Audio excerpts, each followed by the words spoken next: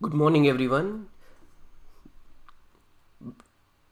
Welcome to the week 2 session on Excel for beginners.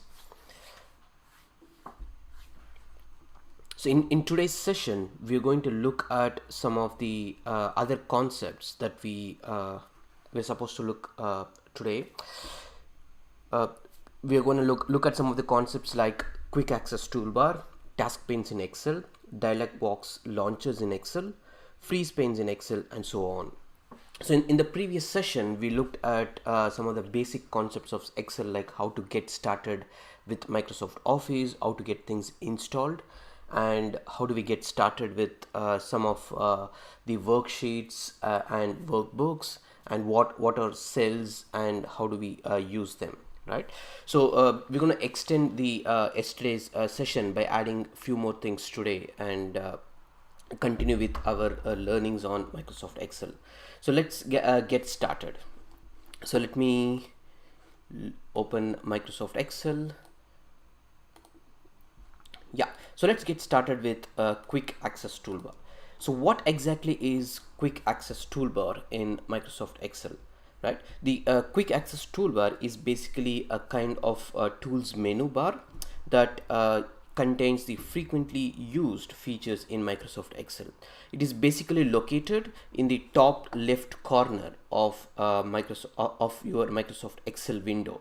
If you see the top left corner, you'll see there are few buttons like save button, there is a undo or a redo button, and you'll see a calculator being shown there. Let me just zoom in so it's visible. Let me zoom in. Yeah, you should see that on the top left corner here. So let me zoom out. So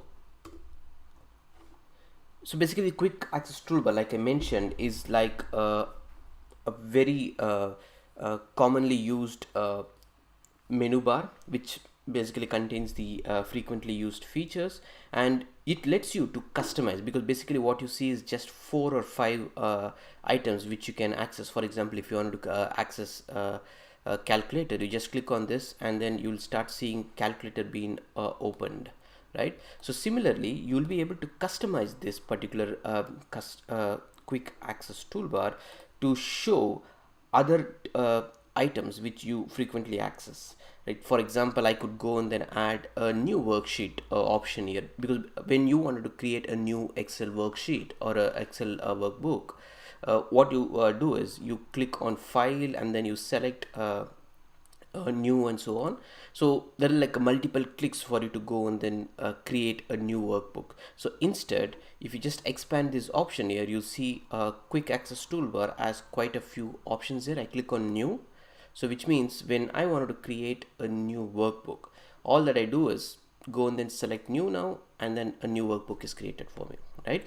So it lets you to access some of the things that you frequently do in Microsoft Excel, just shown right top on the top bar on your Microsoft Excel. So you see the basic items being shown in the quick access toolbar. But in case if you wanted to add any items that are not there, or any functionality that is not there on the quick access toolbar, don't worry about that. You will be able to add that using more commands option. You just click on the more commands option, which shows up a pop-up or a dialog which shows you the most popular commands to choose from. For example, I could go and then select the adding a border. In case if you are adding borders more frequently to your Excel sheet, you could probably go and then choose them. But otherwise, if you want everything, for example, I expand this button and then I can click all commands. I'll see all list of all the commands that are available in Microsoft Excel being shown in this particular option. So now I can go ahead and then select, for example, let me pick one of the items here. For example, add a chart. If you want to include add a chart option within your option here, just click on add a chart, click on add, and click on OK. So now you will see that the chart option is being shown in the quick access toolbar. Let me just zoom in. So you should see add a chart option here, and to add a chart, what you do, just go and then click on that, and then you're gonna start getting uh, it shows up an error, but to create a chart, it says select the cell that contains the data. Currently, since the data doesn't exist within the cell, that's the reason this pop-up is shown. But in case if you have a data available within your worksheet, select all the data and click on add a chart directly from your quick access toolbar, and it should be all right. And yeah, that's more of a quick access toolbar. So let's get on to the next topic I want to show. That's more of task panes in Microsoft Excel, right? So what are task panes in Excel? Task panes are basically like interface surfaces that typically appear on a right side of the window within Excel. It enables the users to have a quick access to general features, information, and commands, for example, right? So how do I access task panes within Microsoft Excel? For example, I would go and then add a picture here. Let me use insert option, and I'll say add a picture, and let me use online pictures option to see what do I get. It just shows something here. I click on Bing search, and it's just showing up some of the popular options. Let me select Apple, for example. Just select the first one and click on insert. So now you would see that I have selected an option of inserting a picture from a Bing search. I searched for Apple and I got the first picture. I selected, inserted it. So now when you wanted to format this particular picture, one of the options that you have is you can use the ribbon or on the top menu, picture format, and then select whatever the options that are available out of the box. But there are also another option where you could actually go and then do most of the formatting stuff for a picture, not just for the picture. It depends on the context, on what control or what functionality that we are doing. Currently we are on the picture, so I'm going to show an example of how to access task panes on a picture, for example, right?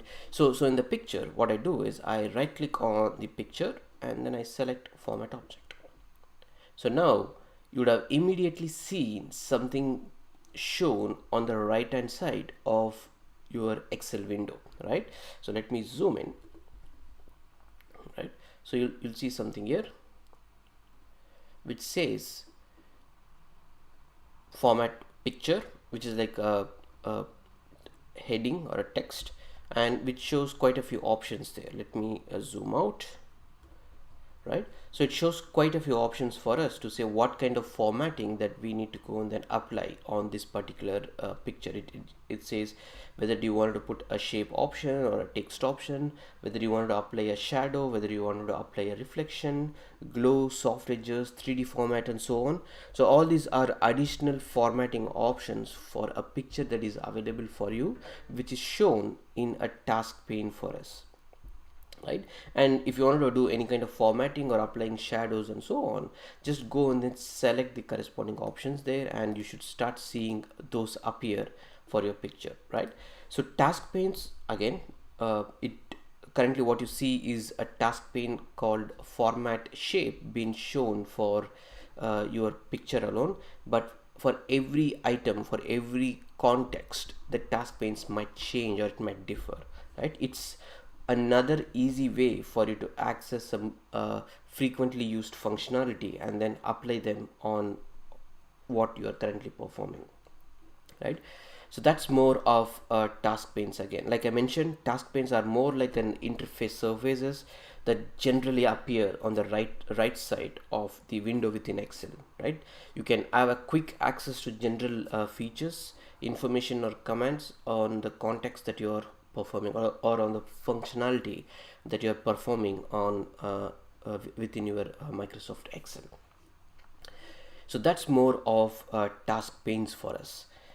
So the next item, what we're going to look at is dialog boxes, right?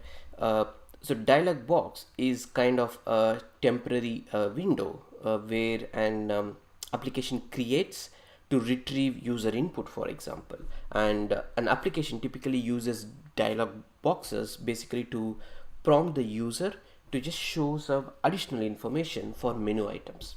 So let me delete this picture for now, right? And let me show you some of the common ways in which you can access the dialog boxes. Like there are plenty of ways, or there are different kinds of dialog boxes that are available. For example, it could be a typical dialog box which displays on the screen, for example, and it will remain until the user dismisses it, for example, right? Or it could be like navigating dialog boxes, which is like pretty easy, and you just click the command that you wanted to use, and it's basically used for all these mouse users. You can just use a keyboard and then use the navigation dialog boxes as well. You would have few dialog boxes which would contain probably tabs. For example, let's start getting some examples here. So you see there is a font thing, right? And when I click on this, and you will see a dialog box being shown for formatting the cells on the fonts in this case, right? So font is one of the dialog boxes. Format cells is a dialog boxes which contains multiple tabs inside that, right? It lets me to format a cell, and there are different kinds of formatting that we can start applying on a cell, whether you wanted to apply a number formatting, currency formatting, date, time, and so on. Those are some things that which you can do as a part of the number formatting tab there. Alignment is another tab which is part of this dialog, and alignment lets you to do whether it's like a text alignment. You wanted to align the text left, you wanted to align the text right, center, field, justify, whatever you wanted to do that. Yes, and if you wanted to do a font, you want to change the font of the current cell, you will be able to do that as well. And on the border, you have a border tab where you can go and then apply bordering styles for the currently selected cell. And you've got fill, what kind of color that you wanted to fill, and protection is basically you want to go and then lock or unlocked and so on. So for example, let me go and then put in some dummy text here. I'll go and then say this is a cell for demo for our week 2 session, right? I click on this, and now like how we got the font dialog box is by clicking on this small arrow mark that you see on the font settings. Let me zoom in. How do you click that? You should see this. I selected the cell D6 and I clicked on font settings here, which showed me the dialog boxes, and now I go and then apply the font formatting. For example, let me select a bigger font and click on OK, and you should see the font styling also changes for your selected cell here. Just I can apply any kind of formatting that I need. It purely depends on the requirement. I could either use a strike through, superscript, or a subscript, which we will start looking at it on the subsequent topics going forward now. But just keep in mind that you can apply any formatting on a cell that is being shown here. It purely depends on what you wanted to achieve or what kind of formatting that you wanted to apply on these cells. Let me click OK. Yeah, so that's more of dialog boxes for us. And next, let's get on to freeze panes, right? So assuming, let me start putting in some dummy data into my Excel sheet. Let me put the first column to be register number. I'll name the column B1 to be name. I'll name the column C1 as marks. Yep. So let me just zoom in. I'll put in some dummy data. I'll say 1, and I'll put the name as Senthil and marks to be 75. And imagine I also wanted to put in another student, register number 2, Kumar, marks to be like 58, and register number 3, Balu, and marks to be 88, and register number 4 is like test, marks is like 57. So now, or 57, sorry. So now let me just format them.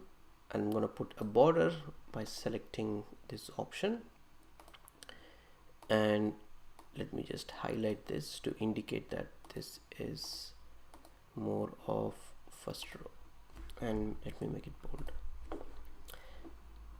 Now, so what are freezing panes, and why do I really need freezing panes in Microsoft Excel, or why should I be using freezing panes, right? So the freeze panes feature in Microsoft Excel basically freezes the selected portion of the worksheet to keep it visible when you scroll through the other parts of the worksheet, right? For example, if the worksheet contains large amount of data, something like this, where you know that your header would always be this.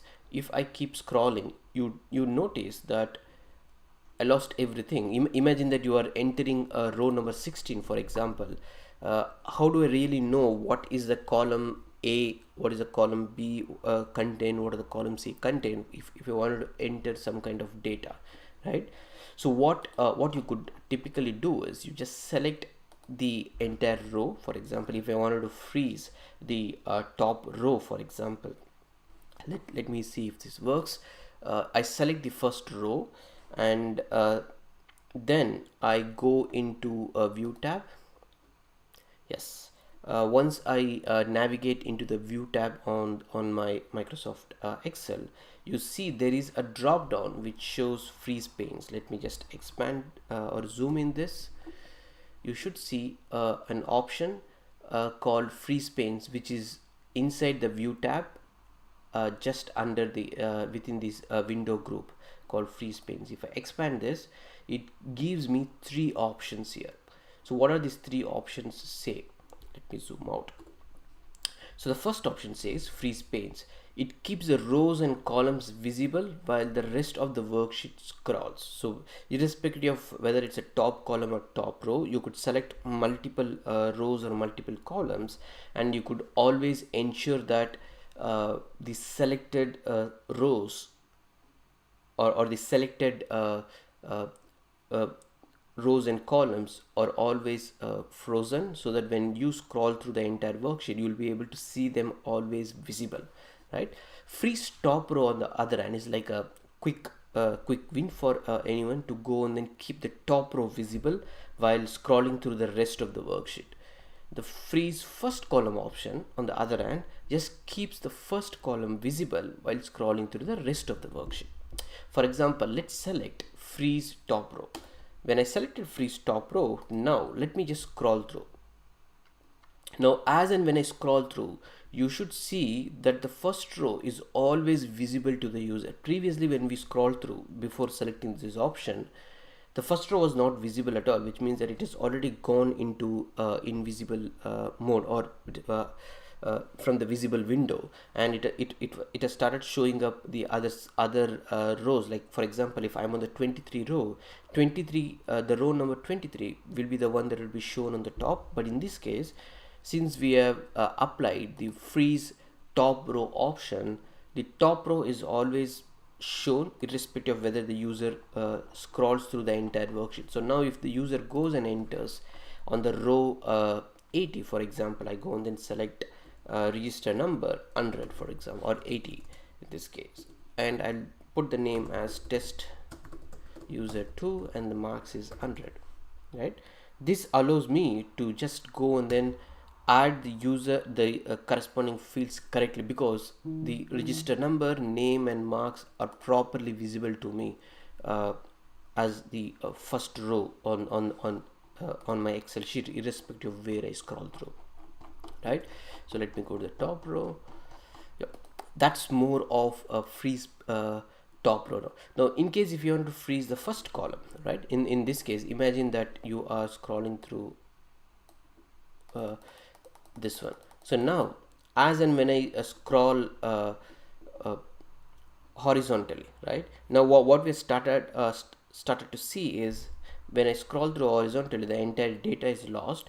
Imagine that you've got quite a lot of data, and then still you want probably the first column to be visible, or the record on the first column to be visible for you to see which user that you are applying the data on. On those cases, you could go and then select freeze panes and freeze first column. So when I did the freeze first column, when I selected the freeze first column option, now when I scroll through horizontally, now you would see that register number always stays, the column A which contains the register number is always shown to the user. So now when I go and then enter a data, for example column W, it's easier for me to know which user that I'm editing the data for, right? It's one of the easiest way for you to go and then freeze the first column or a first row, and to always start showing this particular data, right? So yeah, so the freeze panes again, like I mentioned, is one of the nice feature within Microsoft Excel, which freezes the selected portion of worksheet to keep it visible even when you scroll through the other parts of worksheet. A very nice feature. I tend to use this particular feature quite a lot whenever there is a huge amount of data which I capture on the screen, to just help me with the data entry part, right? So that's more of the freeze panes in Microsoft Excel. So let's see the next option. For example, let's look at find and select in Microsoft Excel, right? So as the name suggests, find and select as multiple functionalities combined into it. So it lets you to find data within an Excel sheet. It has other interesting options. So let's see what are the different options that are available in the find and select thing. So let me show you this dialog. So find and replace, that's basically the dialog box which you usually get, right? So find and how did I access the find and replace dialog? Just press Control F shortcut key, which should start showing up the find and replace option for you within the data. So once it starts showing up, you'll see multiple options here. So the other quick way, instead if you don't know the shortcut key, Control F, the other easiest way for you to access find and select is go here, and under the home tab, under the editing option, let me just zoom in. Under the editing option, you should see find and select bin show. Let me zoom out. On the right hand side, you should see this option here. I clicked on find and select as multiple options. In this case, I go and then choose find and replace. But if you look at the first tab, which contains find, right? So what it does is, the find option basically allows the user to find a particular data from the entire worksheet or the entire workbook. You have various options here. So for example, if I wanted to go and then find me the name Kumar, how do I know where exactly Kumar exists within this particular worksheet? I entered what text that I need to go and then search. I put Kumar here in the text box, and then I clicked on find next. So you will notice, as soon as I clicked on find next, that cell that contains the first cell that contains the text Kumar is been highlighted and it's been selected. And once it is selected, what it's also started showing up is the highlighted one. And now what would happen if you have the same text not in the sheet 2 but in sheet 1, for example? Because currently what we are doing is we are trying to search for the text Kumar within a sheet. So if you wanted to find across sheets, for example, what we saw previously was a Excel workbook contains multiple worksheets, right? Which means if your Excel worksheet, in this case it contains sheet 1 and sheet 2, imagine that the text Kumar doesn't exist in sheet 1 and it exists in sheet 2. Let's go to sheet 1 in this case. Let me put okay, there's a text called week 2. I'll copy this text. Yeah, I'll come back to sheet 2. Let me put this. Let's see if this search works. I type in week 2 in what to find, right? And there is this option which says within sheet, right? You let me zoom in. You'll see this option within sheet.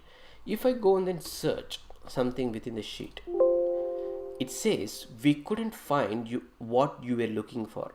Click options for more ways to search. So which means it has started trying to search within the same worksheet, sheet 2, and it was not able to find any data inside that, right? So now I click on OK, and now let me, instead of sheet, let me select workbook, and if I click on find next, so now if you notice, Excel has gone ahead and started searching for week 2 across the worksheets, which means the entire workbook, it starts searching for it, and the first occurrence, whatever it searches, it starts showing up, and select the cell that contains whatever you have searched for would be highlighted, like how it is shown here, right? And so if you don't want to see this particular additional options, like within search and look in, you can just go and then click on options button. It just expands, hides, and shows this particular other options there, right? So another thing what it shows up is whether if you wanted to search by rows or columns, you could go and then select that as well while searching it, or you could also go and then select option to say, hey, I want to look inside the formula, I want to look inside the values, I want to look inside the comments to see whether the text that I'm searching for exists or not. For example, let's try to put in a dummy comment. I'll say right click, insert comment. I'll say this is Nirmala College session, right? So now let me go and then search for Nirmala, and I'm using worksheet for example, and let me go and then search. So now when I started searching for the text Nirmala, it says we couldn't find what you're looking for. Click options for more ways to search, because it's true that what it's trying to search is basically within the Excel sheet, but primarily it's trying to look within formulas or the other options. Let's see if this works when I want to search within comment. Like click on next. Okay, so just look in search, so that's thing. So if you basically wanted to search within comments or anything within your worksheet, you go and then use this option there, right? So when I selected within workbook, and then I clicked on look in comments now, and when I clicked on find next, you see that it has highlighted the cell Kumar. The reason being is the Kumar contains a comment which has a text. This is Nirmala College session, and Nirmala is the text that we're trying to search for, right? That's what it shows up within this particular option. So what other options does find and select contain? It also contains something called replace, right? So imagine that you wanted to replace any text. You entered a text by mistake and you wanted to replace that to something else within the worksheet. You have to use replace with option. So what is the text that I want to replace? In this case, assume that I wanted to replace test to probably replace with office user, right? So now if you want to go and then select within worksheet, the same set of options is available what you saw with the find. Whether you want to replace within a workbook or a worksheet, you could go and then select whichever option. How do you want to search, whether it's a search by row or a search by column, you could go and then select any of those. And let me click on find next or find all, for example, find next. So it has gone ahead and then started finding where exactly is the test user exists. Still I haven't replaced everything, I only started finding, right? So this shows the first occurrence of where the next or the next cell where the text what you're searching for exists. If you want to find all the references where the text that you're searching for exists within your workbook or a worksheet, use find all option. When you clicked on find all option, so now it starts showing up to say, hey, this workbook, this worksheet contain and this cell contains the value what you're searching for, in this case test. And the same thing, it says book sheet contains a B80, which is like a cell number. B80 contains the value test user 2, right? So now you wanted to go and then replace this user with office user. I could either use replace, which is going to replace the first occurrence of this particular text, or I could replace all. So in this case, let me go and then replace all. So when I click on replace all, it shows up a pop-up to say all done. We have made 2 replacements, which means that it has gone ahead and then identified 2 cells within the same worksheet that contains the text, which is like a contains operator, and then it has replaced that with office user. So now if I go and then find for the test, find all, you should see none. But if I go and then search for office user, find all, you should see 2 of the cells within the worksheet contains the text office user. Okay, so now you also see the other 2 options. One of the options which says match the case and match entire cell contents. So what does the match case mean? So imagine that you are searching for something called office user, right? And the first text, you have put in like a lowercase character for the user instead of the uppercase character U for the user. And now if I go and then find all, yep, it searches everything because it doesn't match the exact case. So now if I click on the match case, which means whatever you're trying to search for, it's going to use the exact casing, like whether it's capital letters or a lowercase letters, it's going to use the exact search text that you're trying to search within the cell. And if I click on find all, it says yeah, it's not able to find the office user where you use in a small letter because it's expecting the text to be in a caps lock letter, right? So let's use this user and let me say find all. Let me, sorry, is it case and find all. So now you'll see these 2 text being shown. So imagine that you wanted to also search for the entire cell contents rather than just a text that is containing within a cell, right? I remove this match case and you say I want everything that contains office user, right? So in this case I want only this first row to be shown because office user, although it exists in both cells B5 and B80, I wanted to show only B5 because B5 contains the exact match of the text, right? I click on find all by selecting match entire cell contents. So now Excel would identify that no, you're searching for exact match for the entire cell contents office user, and it's going to start showing up this for you. Yeah, so that's more of a match entire contents option within your Microsoft Excel. And apart from this, so this covers find and replace options that are available within Excel, right? So the find and select also contains quite a lot of other interesting features. Like let's look at one of the features called go to special, right? See, go to special option as a list of commands that go to a particular cell. It points out to the cell which satisfies a condition that you have met, right? For example, you might wanted to see any rows that has differences, for example, or any rows that has got comments, or any rows that has got constant, for example, or formulas been applied, or a blank rows, for example, or a blank cell. You could always go and then start using that go to special option. In this case, let me select on somewhere else on the sheet, use find and select. I use go to special. I wanted to use the go to special and select the comment, the cell that contains the comment. So in this case, I have selected somewhere in the bottom, and let me select cell go to special, and I click on comments. You would see that as soon as I use that option, go to comments, what it has done is it has went to the Excel sheet, and I have selected the first cell which contains a comment within the sheet, right? So similarly, there are like multiple options there for you where you can go and then use the go to special to go and then apply or navigate basically to a place where you want to see a row differences, column differences, precedence difference. There are quite a few options here available for you in the go to a special option there, right?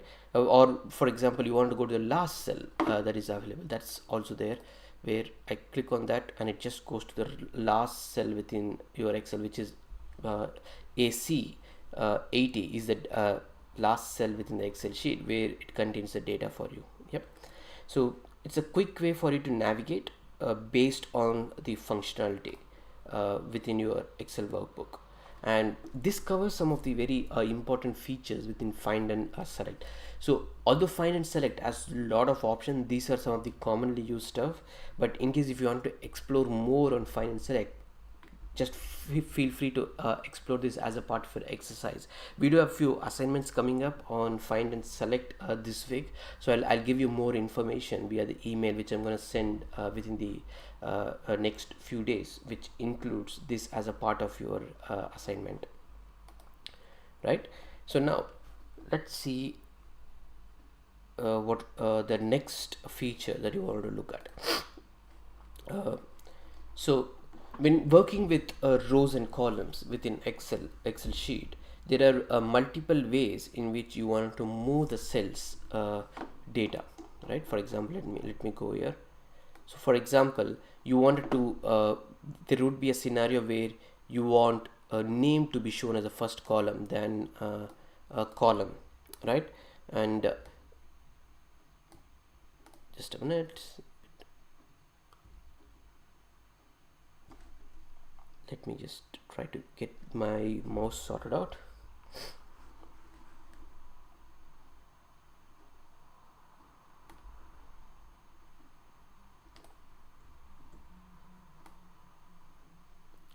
Yeah, so now there are times where you want for example name to be shown before register number, or probably marks to be shown immediately after register number, and then you want to show the name. Imagine that you already have the entire data with you. There are multiple ways in which you could quickly go and then move the columns, right? So one of the easiest option for you to use that is let me is right click on the column. You could basically go and then cut the column and then click on the cell where you want the data to be inserted and insert cut cells. So now you would see that I was able to cut the entire cell, the column data, and then I was able to move that entire data before register number by using insert paste option, right? So I'll repeat again, the quickest way for you to use copy the entire record is cut the entire column, and then you could go and then insert the cut cells into the column where you want this to be inserted. This is one of the options, right? The other option that you have got is also trying to use basically a shift key and then select the column that you wanted to move, and then drag and drop the column from source to the destination, so that you'll be able to move the columns using the shortcut keys as well. So there are multiple options for you to move the columns to address scenarios like this. One is using shortcut keys like shift key and then selecting the column and then moving along to the destination column, or the other option is just to cut the entire column or the cell data and then paste it as a column, so that you'll be able to see that before a register number in this case, right? So next we're going to look at another very interesting feature. How do I insert sequence numbers, right? I think we saw this at a very high level in one of the previous videos, but let's look at sequence numbers, right? What are sequence numbers? Like, there are times when you might want to insert sequential numbers starting from 1 to identity each row uniquely. When I say identity each row uniquely, what does it mean? For example, assume that I have a cell number on the cell 1 and the cell 2 contains the value 1, right? And I want to enter 3, 4, 5, 6, 7, 8, 9 and so on. Imagine that you wanted to enter a data something like this on one of the columns, and you're entering probably thousands of columns, right? You don't want to go manually to each and every cell and then keep on entering the values, which is going to be time consuming, right? It's going to take a lot of time for you to go and then enter the data, something like that. If you are addressing scenarios like that, one of the easiest option that you have for generating the sequence number is just delete them, is using the built-in feature in Excel called AutoFill.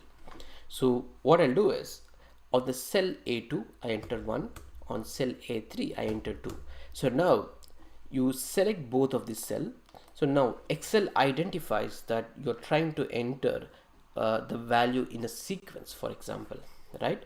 And now you go and then just mouse over on the right corner of the selected cells, right? You'll see something like a plus icon being shown, which is more like an the autofill option. If you expand that, it shows multiple things. Just ignore that. As long as you get that plus icon, which is so like a very small or icon just on the mouse cursor, click that and drag that until where you want the sequence numbers to be shown. I drag it, for example, till 32, right? So now, as in when you drag, Excel identifies, hey, on the cell A2 you entered 1, on cell A3 you entered 2, there is a difference of, for example, 1. So if I've auto-filled everything until A32, which means each cell should just increment by 1. So it automatically goes and then adds the increment operator and then creates a sequence number for your Excel, right? So imagine that you don't want this. You want probably in a different way. For example, I go and then select, for example, 3, and I select this, right? So I want in a sequence of 2, for example, rather than having like 1 2 3 4 5 6, I want something like 1 3 5 7 9, where it just adds 2 to every row and column. So for the first cell I've entered 1, and for the second cell I've entered 3 now.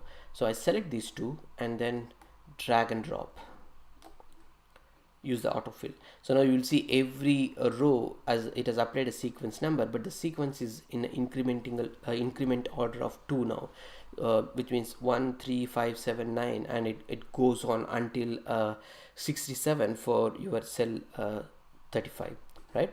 So again, this is part of your autofill, where it gives you some additional options. The Excel makes things easier for you to go and then add the auto options for you, and then gets things done for you, right? So we'll look more at autofill in few times. Just wait for other functionalities which I'll be covering as a part of the autofill. But at a very high level, autofills allow you to address scenarios like this, where Excel would automatically go and then identify the pattern, and then you could apply things and do it quickly than you take a lot of time to do these things within Microsoft Excel. So that's more of applying the sequence number within Microsoft Excel. So next, let's look at another simple feature. How to swap the cell contents quickly in Microsoft Excel, right? There would be times when you would have multiple cells, just like a treat this more like some kind of tips and tricks, right? Imagine that you've got a value of say 45 in cell F5, and you've got 110 in cell G5, right? So now you want to swap these two numbers. One of the easiest option to do is cut and paste it, which works, because you'll see that the entire cell value is getting swapped, or the entire column values are getting swapped. But you instead of you doing that, you just want the cell values to be swapped. How do we do that? So there's some minor tips and tricks in which you could do that, right? So how do I do that? So let me select a cell which I want to swap. For example, I wanted to swap the cell F5 with G5. I select a cell F5, and I press the shift key. And now when I press the shift key and when I place the cursor on my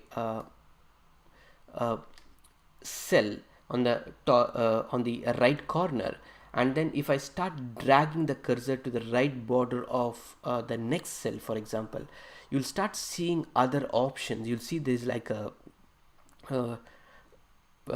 different icon being shown, which shows me where exactly I want this cell to be dropped or swapped with. So now as and when I move that particular mouse cursor with a shift key being pressed, right, and as and when I scroll through, I go to the right hand side of the cell G5, and when I leave it there, you'll see just the selected cell, not the entire column, just the selected cell. The values have been swapped from 110 to 45. So let me try it once more again. Shift, and I swap it back again. Yeah, shift key, select the cell, right corner, and then I can swap wherever I want the data with, right? Another simple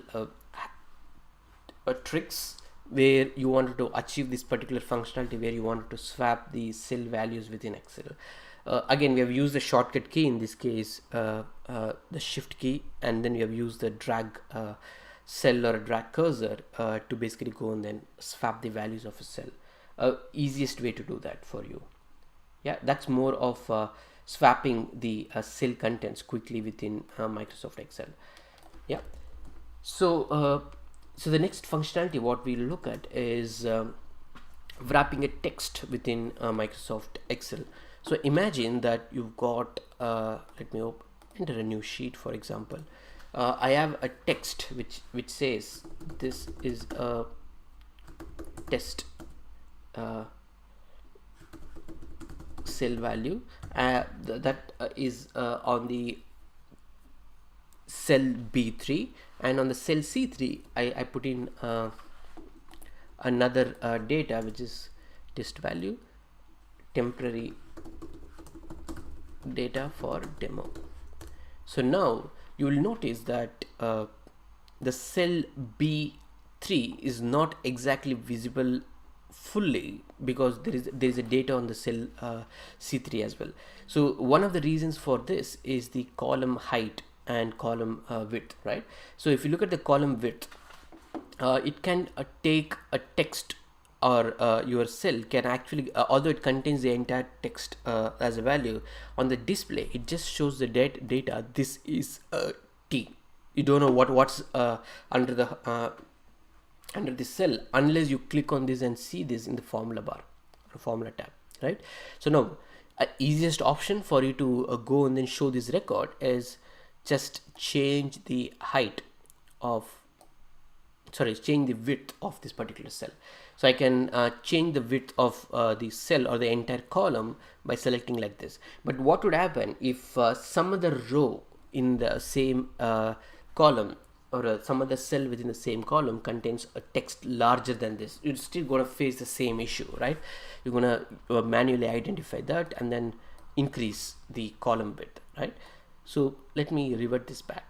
So imagine that you don't want to do this, but still wanted to make the entire column being visible. You don't want to change the column width, but you wanted to still display everything that is shown in that particular cell. There is something called wrap text, right? Wrap text command within Microsoft Excel provides the users an option to quickly wrap a long sentences and lets the user view the full content of the cell easily, right? So in this case, if I wanted to view the entire cell value of B3, since it's a long sentence, I can click on the wrap text. So now you would see that the entire, although the wrap text is applied, the cell width is not changed, and in this case the text is shown in a wrapped way, and you'll see that there is a slight readjustment with the cell height in this case to accommodate and show the entire data inside the particular cell, right? So that's more of wrap text here. Again, like I mentioned, wrap text lets the user to quickly wrap long sentences and lets the user view the full content of the cell easily. Let me go back. And so this we have applied for a particular cell, right? In case if you wanted to wrap the text for the entire column, whenever the cell value is bigger, you select the entire column B and then put the wrap text here. So now this would apply the wrap text for the entire column. Let me go and then enter something on B7, for example. Welcome to my first session. Now you'll see, as and when I type, since the wrap text is applied to the entire column B, when Excel identifies that the text is going to be long enough to accommodate within the cell's width, it's going to apply the wrap text and you're going to see them in the multiple lines. Yeah, so that's more of using wrap text as an option. And within Excel you'll also encounter sometimes where when you are applying formatting, you might want data to be shown in multiple lines. For example, I have temporary data, right? But I want the temporary data the cell C3 to contain multiple lines. For example, I would say line 1, right? And I'll say line 2. So how did I achieve this? And I enter this again, line 3. How did I achieve this? So by default, when you have selected a cell and you enter line 1 and you press an enter key, it always navigates to the next cell within that particular column, right? So in this case, I've entered cell D3 and I've entered line 1, for example, and I've pressed enter key. It just takes me to D4, which is the next cell that are available. So to have a multiple line within a cell, I need to use the Alt key and then press the enter. So in this case, I'll enter line 1 and then I press Alt key and enter at the same time. When I do that, when I press the Alt key, you'll see within Microsoft Excel some things change. It starts showing up with the Alt key what are the shortcuts that are available for me, right? I'm really not bothered about other shortcut keys to access because we are mainly concerned about showing multiple lines here. I press Alt and press enter. So as soon as I pressed Alt and enter, you'll see a new line being created within the same cell for me. And now I can go ahead and then add multiple lines. I'll say line 2 and I press Alt enter. I have line 3. I could have multiple lines now within my Excel worksheet now, right? Or the selected cell. So that's more of adding multiple lines. So this is part of the formatting option, whether how you want to format, either using wrap text for the long sentences, or if you want to split the long sentences into multiple lines, you have another option for you to apply them as a part of it. So that sums up the wrap and the multiple lines option. So let's start looking at AutoFill, which we came across previously, but as a part of the sequence number, right? So what exactly is AutoFill in Microsoft Excel? So AutoFill is one of the features in Excel that fills these cells with a value based on the patterns of the previous two fields, right? So what we saw previously was applying a sequence number and putting in the sequence number here. Like, let me go back to the previous sheet. We applied a sequence number based on the pattern. Either the sequence number is incremental order of 1 or 2, and we applied the Excel was able to find the pattern based on the two selected rows or the two selected cells, right? That's A2 and A3 in our case, and it was able to apply the pattern to just apply the sequence number, SL number, within the entire sheet. So now, is this the only way, is the only thing that I can do with AutoFill? No, AutoFill allows you to do n number of things. The patterns identified by Excel doesn't just apply for numbers alone, but you can also go and then apply the patterns with different things for you. For example, let's see how do I AutoFill date, right? For example, let me delete everything, right? And now I have a column called date, for example, right? And today's date is 4th October 2021. So now I want the date to be in an incremental order. I want the entire worksheet to show up the dates until December 30th or 31st, for example.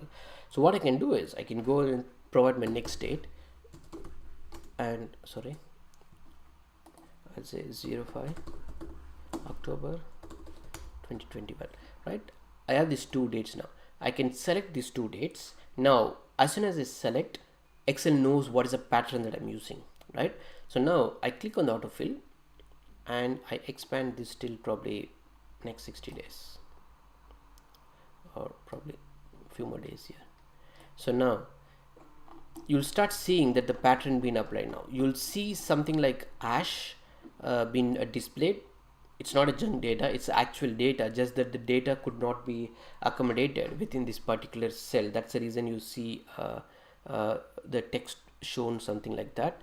But if you want to see the text fully, just double click or show the just increase the width of the cell, and then you start seeing those data as well. So now you'll start seeing the entire data here, right? So now what Excel has done is it has identified that, hey, you are trying to apply a pattern based on the dates now, because the cell contains a date field, and you are applying autofill for Excel to basically identify the pattern of the two selected dates and autofill other cell values with the same pattern. So that's what Excel is doing currently to go ahead and then fill this particular thing, right? But if you also look at these options, if I select these dates and if I expand this, and now let me just select something, just a minute.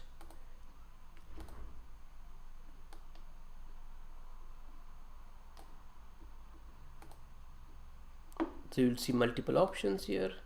So let me see what are the things we can cover as a part of this.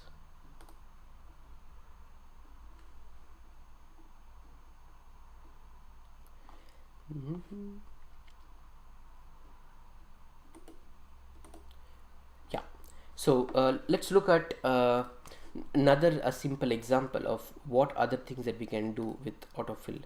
Let's see another complicated example which you'll more frequently use, especially if you're a computer science student. So imagine that you wanted to apply Fibonacci series, right? So Fibonacci sequence is quite commonly used for all your lab programs if you're like a computer science student, right? So what does a Fibonacci series mean? Fibonacci series is kind of a series of numbers that adds to the previous two numbers, right? For example, a Fibonacci number would look something like this. Your first number would always start with 0, and your second number would be 1, and your third number would be 1, your fourth number would be 2, your fifth number would be 3, and your sixth number would be 5, 8, 13, 21, 34, and so on, right?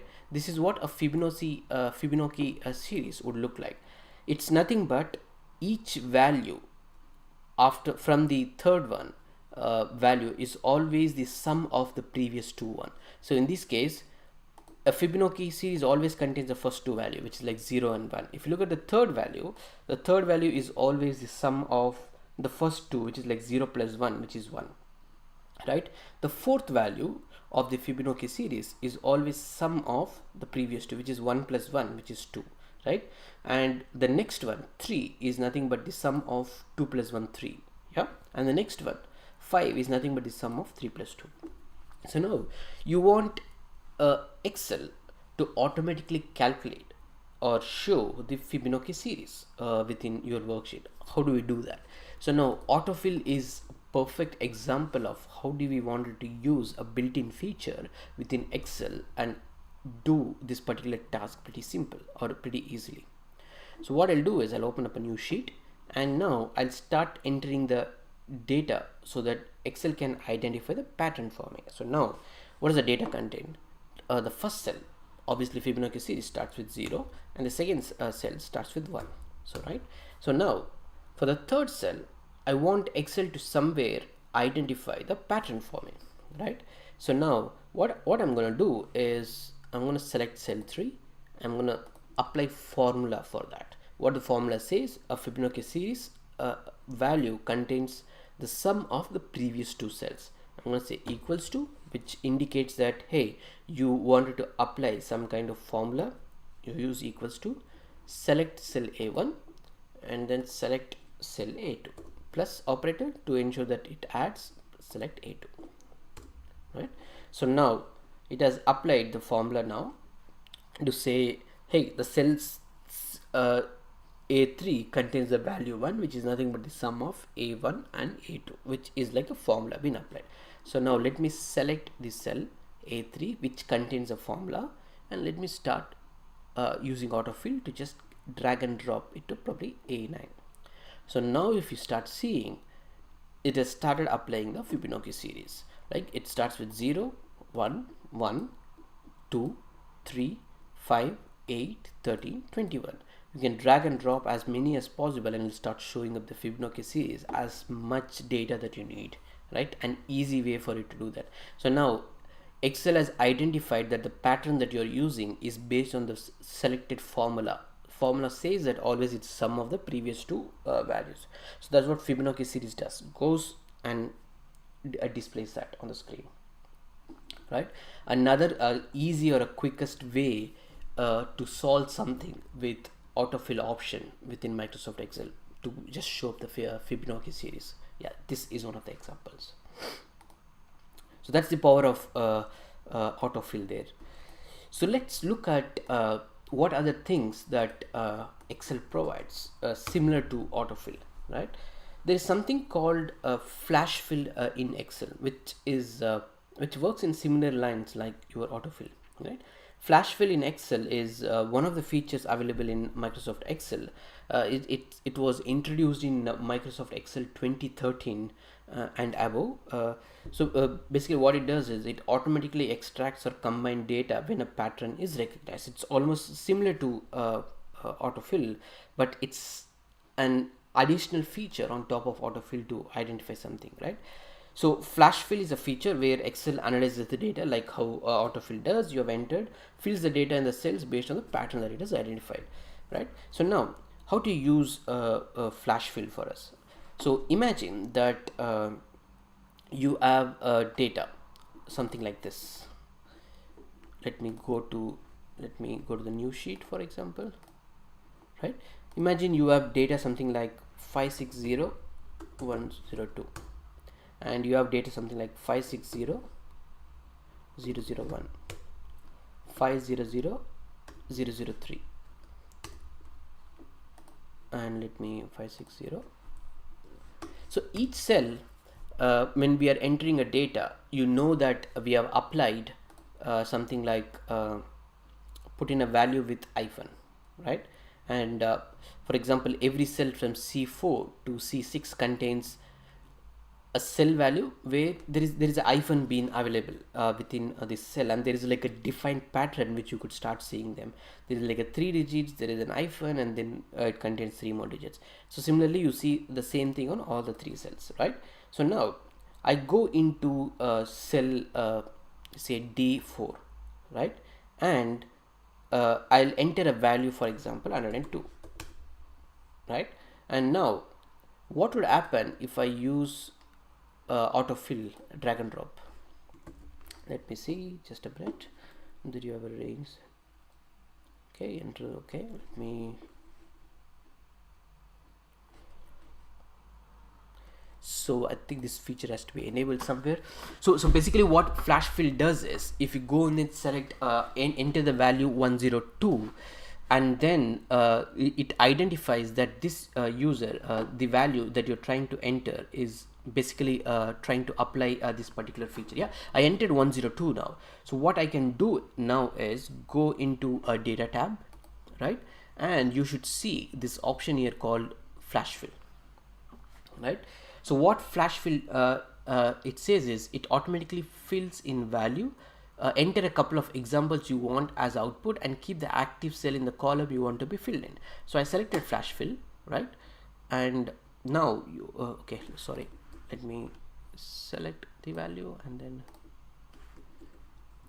it has. Okay, so another easy example is I go and use 101 or 202. So this is a good example. So now I select this field and then I click on flash fill. So now you will see that as soon as I clicked on flash fill option here, it has tried to identify all the cell values within D column. It says, hey, you have tried to enter 102 on the D4, which picked the value 102 within 560-102. It has just used hyphen as a delimiter and you have got this. And it has applied the same logic for the entire cell without we going in and manually changing them. I'll show you that again. So now imagine that you enter this one, hyphen 102 for example, right? And then I apply the flash fill. Now you'll see that first value that I've entered is hyphen 102. It knows that it needs to extract 560, remove that completely and show me only hyphen and followed by that number, whatever is shown. And now the other cell also does the same thing. I applied the flash fill and it has applied this across the entire cells now. So again, one of the easiest option for you to extend the what do you say, the functionality of autofill kind of thing, but this is an functionality on top of your autofill, where flash fill performs a different thing altogether. It again tries to identify the pattern of data that you're trying to enter, and it just shows you that out of the box, right? So to just summarize, a flash fill automatically starts as soon as Excel identifies a pattern of data based on what you've entered. You can always use whatever the option that you've chosen and then click on the flash fill option from the data tab, and you're gonna see what you wanted to see there, right? So there are other options that you're gonna get as a part of the flash fill options button, whether you wanted to do an undo flash fill, or you wanted to accept suggestions, you want to accept all 0 blank cells, select all cells, and so on. So if I am using this and you expand this, right, if you don't want the flash fill to be applied, you can select the undo flash fill, and you want to apply this only for a cell, you could do that. You could accept the suggestion in this case, or select all to unchanged cells. In this case, if I click on accept, yeah, it has accepted the data for me. So that's more of an additional flash fill options dialog. So you select a cell, and after you've clicked on the flash fill, you get this option to say the flash fill options to see what you need to achieve. So there are certain restrictions when you're using Excel's flash fill, right?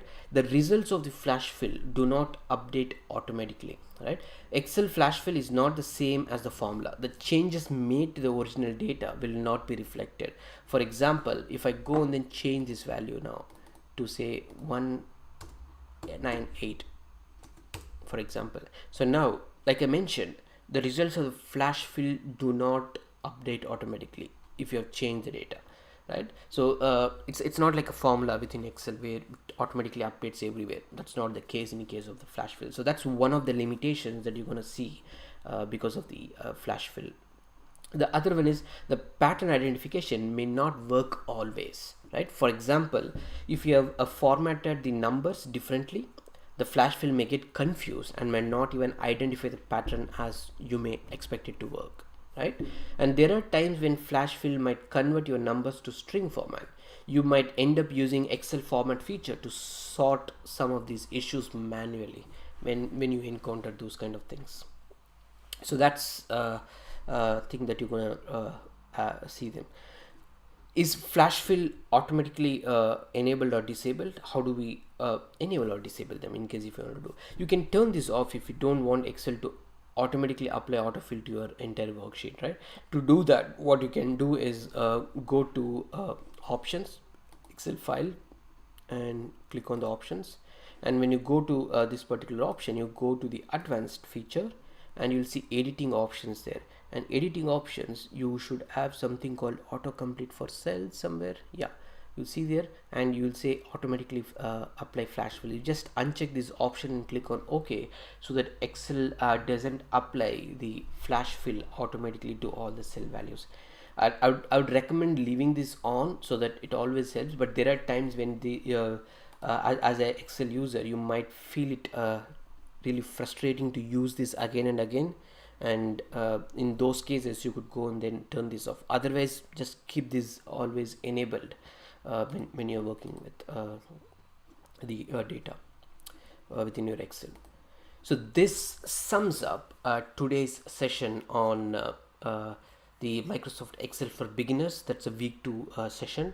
So like I mentioned previously, I'm going to send across a couple of assignments to everyone to submit this week as a part of whatever we saw this week, the concepts that we learned this week.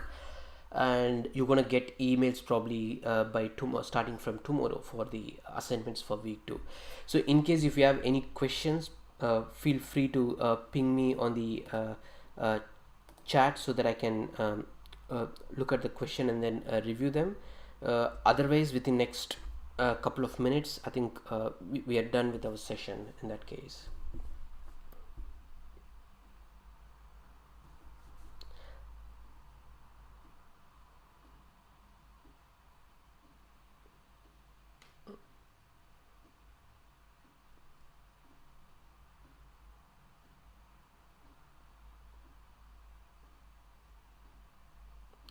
If you have any questions, don't hesitate to even reach out to me via my email.